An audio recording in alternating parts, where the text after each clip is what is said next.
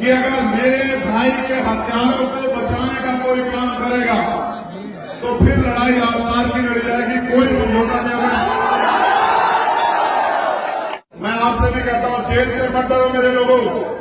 अगर आजादी चाहिए तो उन शहीदों की तरह जिनको हम शहीद आजम सरदार भगत सिंह के नाम से जानते हैं, अगर आजादी चाहिए तो हंसते हंसते अपने प्राणों का बलिदान करना पड़ेगा। पीठ नहीं दिखाई राकेश ने, आपको आप जानते हो कितनी गोलियां मारी गई, उसको पीठ नहीं दिखाई।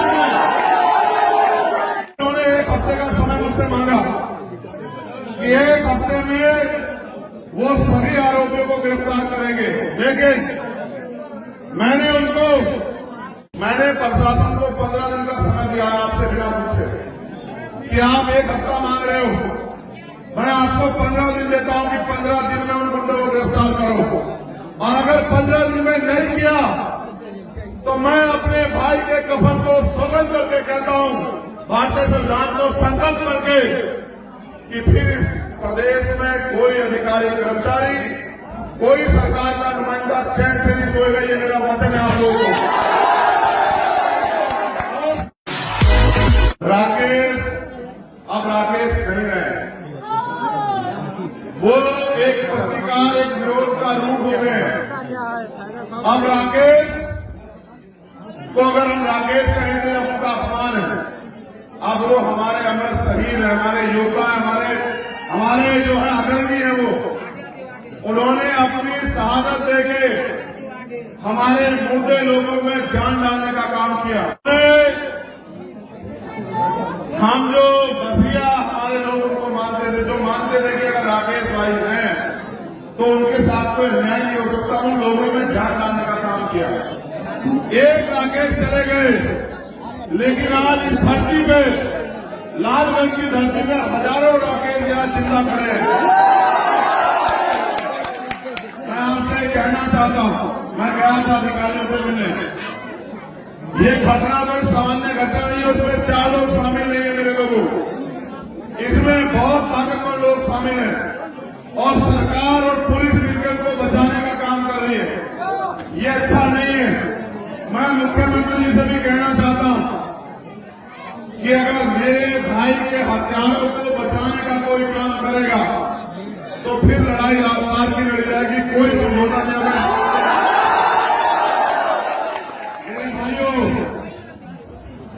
उन 4 लोगों की हिम्मत नहीं थी कि वो राकेश भाई का गोली चला लें। उनके पीछे पुलिस, सरकार और बहुत बड़े ताकतवर लोग हैं। इसलिए एक घटना तब तक नहीं खुलेगी जब तक इस घटना की सीबीआई जांच न हो जाए। और सुनो, पहले सुनो, हल्ला मत मचाओ। सिर्फ कहने से तो जांच नहीं होगी, कहने से तो न्याय भी नहीं मिलेगा, एक दिन इकट्ठा होने से कुछ नहीं होगा। सीबीआई जांच वो भी हाई कोर्ट या सुप्रीम कोर्ट के रिटायर्ड जज की निगरानी में, जब निष्पक्ष जांच होगी तब जाके पता लगेगा कौन सा एसएचओ, कौन सा डीएसपी, कौन सा पूर्व विधायक, कौन सा वर्तमान विधायक, कौन सा वर्तमान मंत्री, कौन सा पूर्व मंत्री, वो सब लोग शामिल हैं एक आपके बहादुर भाई को शहीद करने के लिए। लेकिन मेरे लोगों, अगर ये काम इतना आसान होता तो मुझे यहां नहीं आना पड़ता। मैं आपसे एक सवाल भी कह रहा हूं, मैं आपसे जवाब भी चाहता हूं। मुझे तो 15 दिन बाद में आया, यहां बड़े बड़े नेता आपने तैयार किए, आपने अपनी कीमती वोट उनको दी। इस वोट को बाबा साहब अम्बेडकर ने अपने 4 बच्चों कुर्बानी से दिया था आपको।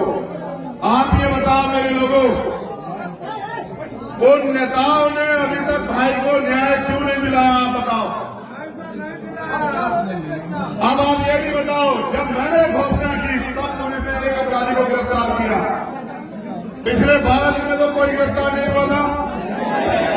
जब मैंने परिवार से बात करके घोषणा की कि मैं आऊंगा 28 तारीख तक, तब एक अपराधी गिरफ्तार हुआ। लेकिन मैंने डीएसपी से ये नहीं पूछा कि भाई अभी तो मुख्य अभियुक्त बाहर है, अभी से आपने सुरक्षा में कमी कर दी। वो अपनी जान बचाने के लिए मेरे भतीजे को मेरे दूसरे भतीजे को, मेरी बहन को, मेरी बच्ची को, उनको भी नुकसान पहुंचा सकता है। इसकी सुरक्षा की जिम्मेदारी कौन लेगा? तो उनका जवाब नहीं था। देखो, मैं दादी से मिला, मेरे साथ हाईकोर्ट के मेरे भाई वकील दो सीनियर साथी आए। मैं ये बात भी स्पष्ट कर दूं, सुन लो आप लोग, जो लोग जेल गए हैं ना, उनकी बेल की जिम्मेदारी भी हमारी, उनकी लड़ाई हम लोग लड़ेंगे, उनको बाहर हम लोग निकाल के लाएंगे। याद रखना, मैंने प्रशासन से ये भी कहा है कि देखो, सत्ता के दबाव में, किसी के भी दबाव में अगर आज के बाद आपने कोई दबिश या गिरफ्तारी की तो ये अच्छा नहीं होगा। मैं आपसे भी कहता हूं, जेल से मत डरो मेरे लोगों। अगर आजादी चाहिए तो उन शहीदों की तरह जिनको हम शहीद आजम सरदार भगत सिंह के नाम से जानते हैं, ऐसे सुखदेव, राजगुरु, ऐसे शहीदों के नाम से जानते हैं। अगर आजादी चाहिए तो हंसते हंसते अपने प्राणों का बलिदान करना पड़ेगा। पीठ नहीं दिखाई राकेश ने आपको, आप जानते हो कितनी गोलियां मारी गई, उसको पीठ नहीं दिखाई। देखो, मैं दादी से मिला और आप देखो कितना दर्द होगा। जब गोलियां चल रही थी तब वो राकेश भाई के पास थी, वो उसके खून को पहुंच रही थी, तब भी वो जारी उसके ऊपर गोलियां चला रहे थे। देखो, मां का दिल देखो, उसको गोलियों का डर नहीं था, वो गोली उसको भी चल नहीं कर सकती थी। लेकिन मेरी बहादुर मां को, मेरी बहादुर मां को इतना सा भी डर नहीं था अपनी जान का। अगर डर था तो आपके मसीहा की जिंदगी बचाने का डर था उसे कि वो बच जाए, इसलिए वो उसके आंसू और उसके खून पूछ रही थी। मैं आपसे कहना चाहता हूं मेरे लोगों को, उन्होंने 1 हफ्ते का समय मुझसे मांगा कि 1 हफ्ते में वो सभी आरोपियों को गिरफ्तार करेंगे, लेकिन मैंने उनको, इतने कमजोर मत बनो, तुम कभी इतने ताकतवर थे, तुम्हारी आवाज से दिल्ली घूमती, आज तुम्हारे हालात देखो, तुम्हारे अपने लोगों को घर में घुस के मारा जा रहा है। आपस में मत बोलो, चुप रहो। मैंने प्रशासन को 15 दिन का समय दिया है आपसे बिना पूछे कि आप 1 हफ्ता मांग रहे हो, मैं आपको 15 दिन देता हूं कि 15 दिन में उन गुंडों को गिरफ्तार करो।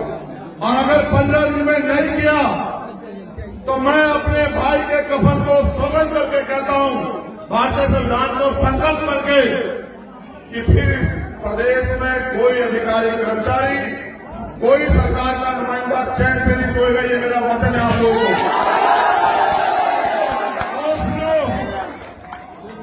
हमारे देखो, आपने एक सुरक्षा कवच तोड़ दिया अपना, ये सुरक्षा कवच इसलिए उठा, अगर आप उसकी निगरानी करते तो शायद दुश्मन उस तक नहीं पहुंच पाता। दुश्मन से सीख लो, वो अपनी नेता की निगरानी करते हैं। अगर आप अपने नेता की निगरानी करते तो कोई दुश्मन तक नहीं पहुंच पाता। मैंने और सुरक्षा कवच तैयार किए हैं, सुनो मेरी बात को गौर से। ये अमर ज्योति, ये मैंने इसमें पीआई दाखिल की अभी। आनंद मोहन जो पूर्व एमपी है, एक आईएएस अधिकारी की हत्या में शामिल, जो को छोड़ा गया, कोई हिम्मत नहीं जुटा पा रहा था कि वो उसके खिलाफ कोर्ट जाए। मैंने ये बहादुर भाई तैयार किया आपके लिए, सुरक्षा कवच के लिए, अमर ज्योति। मैंने लक्ष्मण, जो हमारे जिला अध्यक्ष हैं यहाँ के, जिन्होंने 23 साल सेना की नौकरी की, जो एक सेना के सिपाही हैं, कहाँ है लक्ष्मण? मैंने लक्ष्मण भाई को सुरक्षा कवच के लिए तैयार किया, लक्ष्मण पासवान को। मैंने वीर प्रधान को तैयार किया। ये आपका सुरक्षा कवच बनाया है कि भाई राकेश की गैर मौजूदगी में वो यहाँ समाज की सुरक्षा करेंगे, प्रदेश लेवल पे भी और जिला लेवल पे भी। लेकिन आपको भी मेरा साथ देना पड़ेगा। अगर 15 दिन में सरकार ने हमारी मांग नहीं मानी, जो मांगे और हमने सरकार को दिए, तो बताओ आप लोग सड़कों पे आने के लिए तैयार हो या नहीं हो? एक जिले में आओगे या पूरे प्रदेश में आओगे? बताओ। मैं आपसे वादा करता हूं मेरे लोगों, 15 दिन उनके और 16वां दिन हमारा। क्या तो हम अपने भाई को न्याय दिलाएंगे या फिर उसकी तरह मिट्टी में खाक हो जाएंगे, लेकिन झुकेंगे नहीं। और सुनो, वो मरा नहीं है आपका मसीहा, वो जिंदा, वो आप सब में जिंदा है। वो इसमें जिंदा है, वो इसमें जिंदा है, वो हम सब में जिंदा है। और अगर उसको जिंदा रखना चाहते हो, मैं कह रहा हूं आपसे, क्योंकि मरता वो है जो गायब होता है। वो निडर था, बहादुर था, इसलिए वो अमर हुआ। उनके आत्मगत मूर्ति लालगंज चौराहे पे हम लोग लगाने का काम करेंगे कि दुश्मन को भी, हमारे लोगों को भी हमारा बहादुर भाई हमारे भाई की एक आत्मगत मूर्ति उसी के निवास में, इस लालगंज के चौराहे पे, और हर संघर्ष आंदोलन में हम अपने महापुरुषों के बाद अपने वीर अमर शहीद भाई का नाम भी लेने का काम करेंगे और जगह जगह पे उसके द्वारा किए गए कार्यों को बताने का काम करेंगे। मैं आपसे कहना चाहता हूं, आज आप इतनी बड़ी संख्या में आए हो, पूरे रोड पे आप खड़े हो, एक दिन में न्याय नहीं मिलेगा।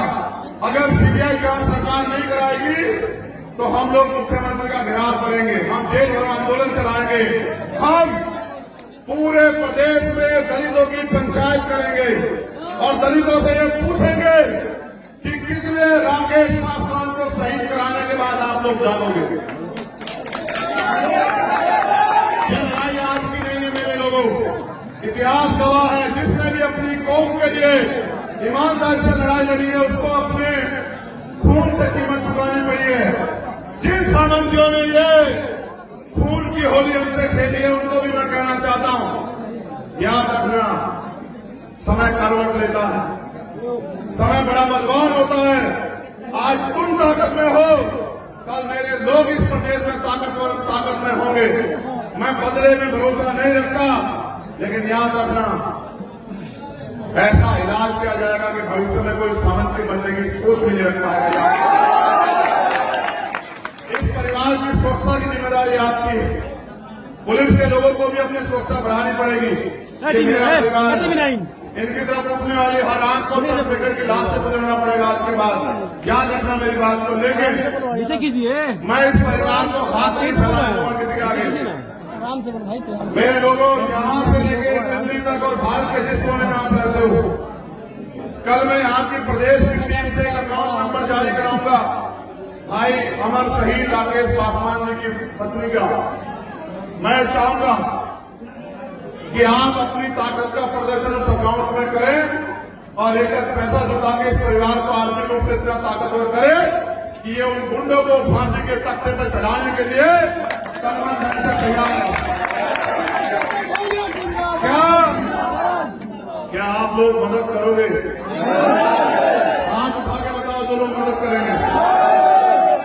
कल मैं वो अकाउंट नंबर जारी करूंगा, उस अकाउंट नंबर पे आप ये तय करके मदद करना कि हमें अपने भाई से जो हमारी लड़ाई लड़ी है उस कर्ज को चुकाना। और सुनो, ये परिवार डरपोक परिवार नहीं है, ये समाज भी डरपोक समाज नहीं है, क्योंकि आर्थिक रूप से कमजोर है, इसलिए कमजोर पड़ रहा है। हमें एक दूसरे के हाथ पकड़ने पड़ेंगे मेरे लोगों।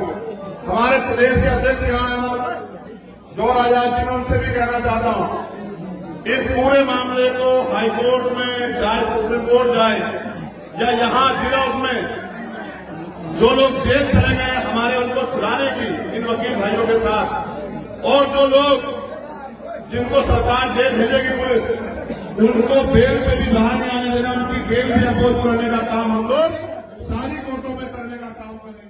कि अगर मेरे भाई के हत्यारों को बचाने का कोई काम करेगा तो फिर लड़ाई आसपास की लड़ी जाएगी, कोई समझौता नहीं होगा। मैं आपसे भी कहता हूं, जेल से मत डरो मेरे लोगों। अगर आजादी चाहिए तो उन शहीदों की तरह जिनको हम शहीद आजम सरदार भगत सिंह के नाम से जानते हैं, अगर आजादी चाहिए तो हंसते हंसते अपने प्राणों का बलिदान करना पड़ेगा। पीठ नहीं दिखाई, राकेश ने आपको आप जानते हो, इतनी गोलियां मारी गई, उसको पीठ नहीं दिखाई। उन्होंने एक हफ्ते का समय मुझसे मांगा कि एक हफ्ते में वो सभी आरोपियों को गिरफ्तार करेंगे, लेकिन मैंने प्रशासन को 15 दिन का समय दिया है आपसे बिना पूछे कि आप 1 हफ्ता मांग रहे हो, मैं आपको 15 दिन देता हूं कि 15 दिन में उन गुंडों को गिरफ्तार करो। और अगर 15 दिन में नहीं किया तो मैं अपने भाई के कफन को सौगंध करके कहता हूं, भारतीय संविधान को संकल्प करके, कि फिर इस प्रदेश में कोई अधिकारी कर्मचारी, कोई सरकार का नुमाइंदा चैन से नहीं सोएगा। ये मेरा वचन है आप लोगों को। राकेश अब राकेश नहीं रहे, वो एक प्रतिकार, एक विरोध का रूप हो गए।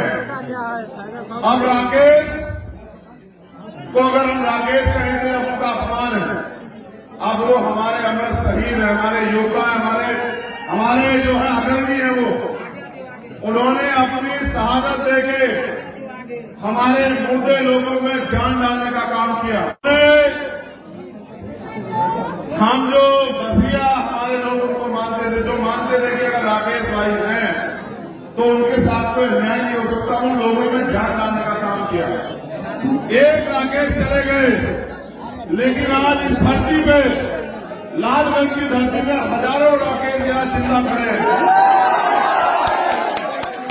मैं आपसे कहना चाहता हूं, मैं गया था अधिकारियों से मिलने, ये घटना कोई सामान्य घटना नहीं है, उसमें 4 लोग शामिल नहीं है मेरे लोगों, इसमें बहुत ताकतवर लोग शामिल हैं और सरकार और पुलिस मिलकर को बचाने का काम कर रही है।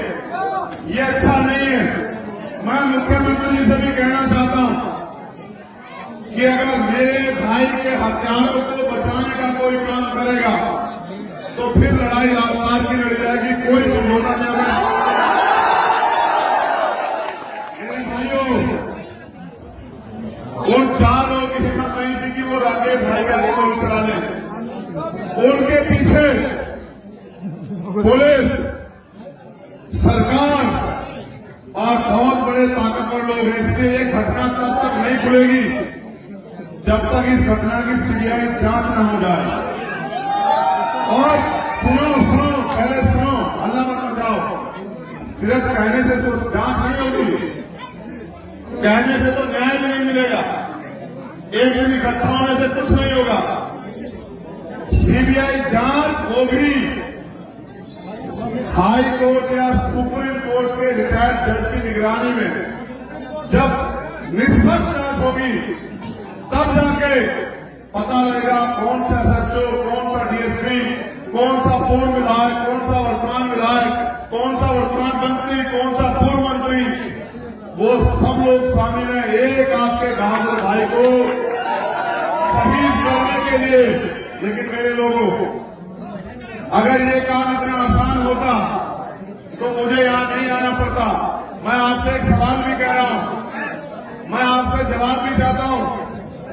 मुझे तो 15 दिन बाद में आया, यहां बड़े बड़े नेता आपने तैयार किए, आपने अपनी कीमती वोट उनको दी। इस वोट को बाबा साहब अम्बेडकर ने अपने 4 बच्चों कुर्बानी से दिया था आपको। आप ये बताओ मेरे लोगों, उन नेताओं ने अभी तक भाई को न्याय क्यों नहीं मिला? आप बताओ। अब आप ये भी बताओ, जब मैंने घोषणा की तब पुलिस ने एक अपराधी को गिरफ्तार किया। पिछले 12 दिन में तो कोई गिरफ्तार नहीं हुआ था। जब मैंने परिवार से बात करके घोषणा की कि मैं आऊंगा 28 तारीख तक, तब एक अपराधी गिरफ्तार हुआ। लेकिन मैंने डीएसपी से ये भी पूछा कि भाई अभी तो मुख्य अभियुक्त बाहर है, अभी से आपने सुरक्षा में कमी कर दी। वो अपनी जान बचाने के लिए मेरे भतीजे को, मेरे दूसरे भतीजे को, मेरी बहन को, मेरी बच्ची को, उनको भी नुकसान पहुंचा सकता है। इसकी सुरक्षा जिम्मेदारी कौन लेगा? तो उनका जवाब नहीं था। देखो, मैं दादे से मिला, मेरे साथ हाईकोर्ट के मेरे भाई वकील 2 सीनियर साथी आए। मैं ये बात भी स्पष्ट कर दूं, सुन लो आप लोग, जो लोग जेल गए हैं ना, उनकी बेल की जिम्मेदारी भी हमारी, उनकी लड़ाई हम लोग लड़ेंगे, उनको बाहर हम लोग निकाल के लाएंगे। याद रखना। मैंने प्रशासन से ये भी कहा है कि देखो, सत्ता के दबाव में, किसी के भी दबाव में अगर आज के बाद आपने कोई दबिश या गिरफ्तारी की तो ये अच्छा नहीं होगा। मैं आपसे भी कहता हूं, जेल से मत डरो मेरे लोगों। अगर आजादी चाहिए तो उन शहीदों की तरह जिन्होंने जिनको हम शहीद आजम सरदार भगत सिंह के नाम से जानते हैं, ऐसे सुखदेव, राजगुरु, ऐसे शहीदों के नाम से जानते हैं। अगर आजादी चाहिए तो हंसते हंसते अपने प्राणों का बलिदान करना पड़ेगा। पीठ नहीं दिखाई राकेश ने आपको, आप जानते हो कितनी गोलियां मारी गई, उसको पीठ नहीं दिखाई। देखो, मैं दादी से मिला और आप देखो कितना दर्द होगा। जब गोलियां चल रही थी तब वो राकेश भाई के पास थी, वो उसके खून को पहुंच रही थी, तब भी वो जारी उसके ऊपर गोलियां चला रहे थे। देखो मां का दिल देखो, उसको गोलियों का डर नहीं था, वो गोली उसको भी चल नहीं कर सकती थी। लेकिन मेरी बहादुर मां को इतना सा भी डर नहीं था अपनी जान का। अगर डर था तो आपके मसीहा की जिंदगी बचाने का डर था उसे कि वो बच जाए, इसलिए वो उसके आंसू और उसके खून पूछ रही थी। मैं आपसे कहना चाहता हूं मेरे लोगों को, उन्होंने एक हफ्ते का समय मुझसे मांगा कि एक हफ्ते में वो सभी आरोपियों को गिरफ्तार करेंगे, लेकिन मैंने उनको, इतने कमजोर मत मानो, तुम कभी इतने ताकतवर थे, तुम्हारी आवाज से दिल्ली घूमी थी, आज तुम्हारे हालात देखो, तुम्हारे अपने लोगों को घर में घुस के मारा जा रहा है। आपस में मत बोलो, चुप रहो। मैंने प्रशासन को 15 दिन का समय दिया है आपसे बिना पूछे कि आप एक हफ्ता मांग रहे हो, मैं आपको 15 दिन देता हूं कि 15 दिन में उन गुंडों को गिरफ्तार करो। और अगर 15 दिन में नहीं किया तो मैं अपने भाई के कफन को सौगंध करके कहता हूं, भारतीय संविधान को संकल्प करके, कि फिर प्रदेश में कोई अधिकारी, कर्मचारी, कोई सरकार का नुमाइंदा चैन से नहीं सोएगा। ये मेरा वचन है आप लोगों को।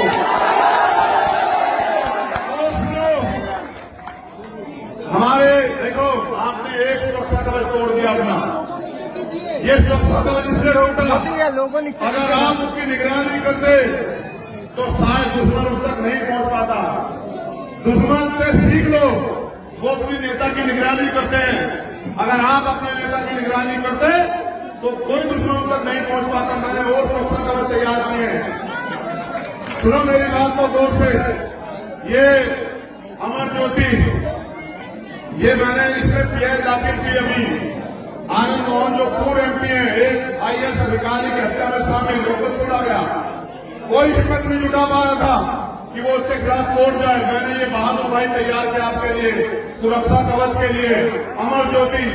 मैंने लक्ष्मण, जो हमारे जिला अध्यक्ष हैं यहाँ के, जिन्होंने 23 साल सेना की नौकरी की, जो एक सेना के सिपाही हैं, कहाँ है लक्ष्मण? मैंने लक्ष्मण भाई को सुरक्षा कवच के लिए तैयार किया, लक्ष्मण पासवान को। मैंने वीर प्रधान को तैयार किया। ये आपका सुरक्षा कवच बनाया है कि भाई राकेश की गैर मौजूदगी में वो यहाँ समाज की सुरक्षा करेंगे, प्रदेश लेवल पे भी और जिला लेवल पे भी। लेकिन आपको भी मेरा साथ देना पड़ेगा। अगर 15 दिन में सरकार ने हमारी मांग नहीं मानी, जो मांगे और हमने सरकार को दिए, तो बताओ आप लोग सड़कों पे आने के लिए तैयार हो या नहीं हो? एक जिले में आओगे या एक पूरे प्रदेश में आओगे? बताओ। मैं आपसे वादा करता हूं मेरे लोगों, 15 दिन उनके और 16वां दिन हमारा। क्या तो हम अपने भाई को न्याय दिलाएंगे या फिर उसकी तरह मिट्टी में खाक हो जाएंगे, लेकिन झुकेंगे नहीं। और सुनो, वो मरा नहीं है आपका मसीहा, वो जिंदा है। वो आप सब में जिंदा है, वो इसमें जिंदा है, वो इसमें जिंदा है, वो हम सब में जिंदा है। और अगर उसको जिंदा रखना चाहते हो, मैं कह रहा हूं आपसे, क्योंकि मरता वो है जो गायब होता। वो निडर था, बहादुर था, इसलिए वो अमर हुआ। उनके आत्मगत मूर्ति लालगंज चौराहे पे हम लोग लगाने का काम करेंगे कि दुश्मन को भी, हमारे लोगों को भी हमारा बहादुर भाई याद रखना चाहिए। हमारे भाई की एक आत्मगत मूर्ति उसी के निवास में, इस लालगंज के चौराहे पे, और हर संघर्ष आंदोलन में हम अपने महापुरुषों के बाद अपने वीर अमर शहीद भाई का नाम भी लेने का काम करेंगे। और जगह जगह पे उसके द्वारा किए गए कार्यों को बताने का काम करेंगे। मैं आपसे कहना चाहता हूं, आज आप इतनी बड़ी संख्या में आए हो, पूरे रोड पे आप खड़े हो, एक दिन में न्याय नहीं मिलेगा। अगर सीबीआई जांच सरकार नहीं कराएगी तो हम लोग मुख्यमंत्री का घेराव करेंगे, हम देश भर आंदोलन चलाएंगे, हम पूरे प्रदेश में दलितों की पंचायत करेंगे और दलितों से ये पूछेंगे कि कितने राकेश पासवान को शहीद कराने के बाद आप लोग जानोगे। ये लड़ाई आज की नहीं है मेरे लोगों, इतिहास गवाह है। जिसने भी अपनी कौम के लिए ईमानदारी से लड़ाई लड़ी है उसको अपने खून से कीमत चुकानी पड़ी है। जिन सामंतियों ने ये खून की होली हमसे खेली है उनको भी मैं कहना चाहता हूं, याद रखना, समय करवट लेता है, समय बड़ा बलवान होता है। आज तुम ताकत में हो, कल मेरे लोग इस प्रदेश में ताकत में होंगे। मैं बदले में भरोसा नहीं रखता, लेकिन याद रखना, ऐसा इलाज किया जाएगा कि भविष्य में कोई सामंती बनने की सोच भी नहीं रख पाएगा। इस परिवार की सुरक्षा की जिम्मेदारी आपकी है। पुलिस के लोगों को भी अपनी सुरक्षा बढ़ानी पड़ेगी। ये मेरा परिवार, इनकी तरफ उठने वाली हर आंख को सेक्रेटरी की लाश से गुजरना पड़ेगा आज के बाद। याद रखना मेरी बात को। लेकिन कीजिए, मैं इस परिवार को हाथ नहीं फैलाऊंगा किसी के आगे। मेरे लोगों, यहाँ से लेके दिल्ली तक और भारत के जिस कोने में आप रहते हो, कल मैं यहाँ की प्रदेश की टीम से एक अकाउंट नंबर जारी कराऊंगा भाई अमर शहीद राकेश पासवान जी की पत्नी का। मैं चाहूंगा कि आप अपनी ताकत का प्रदर्शन उस अकाउंट में करें और एक पैसा जुटा के इस परिवार को आर्थिक रूप से इतना ताकतवर करें कि ये उन गुंडों को फांसी के तख्ते पर चढ़ाने के लिए कर्मा धन से तैयार है। क्या आप लोग मदद करोगे? हाथ उठा के बताओ जो लोग मदद करेंगे। कल मैं वो अकाउंट नंबर जारी करूंगा, उस अकाउंट नंबर पे आप ये तय करके मदद करना कि हमें अपने भाई से जो हमारी जो लड़ाई लड़ी है उस कर्ज को चुकाना। और सुनो, ये परिवार